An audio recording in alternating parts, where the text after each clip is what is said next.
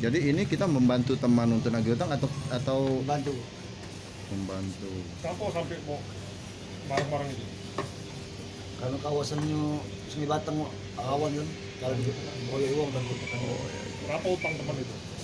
5 juta. Kalau berhasil kita dijanjiin berapa dapat?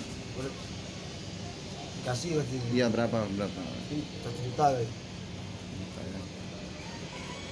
Ini Bu. Nah, dari saudara Apri itu pelaku membawa sajam pada hari Senin tanggal 13 April sekira pukul 22.00 dipimpin oleh Kanitres Ibda Deni dengan rekan-rekan Orsal melaksanakan hunting dan razia ke sepanjangan Maijen dan mengarah ke Sungai Lais dan ditemukan satu unit mobil yang mencurigakan dan pada saat digeledah tersangka Apri pada saat itu didapatkan 2 buah sajam dan dia menggunakan jaket Grab untuk menutupi sajam yang dibawanya dengan alasan untuk menagih hutang dan pelaku kami amankan ke Polsek Kalidoni. Dia sendirian waktu kejadian Bu ya? Waktu itu dia ditemani oleh kawannya untuk menagih hutang.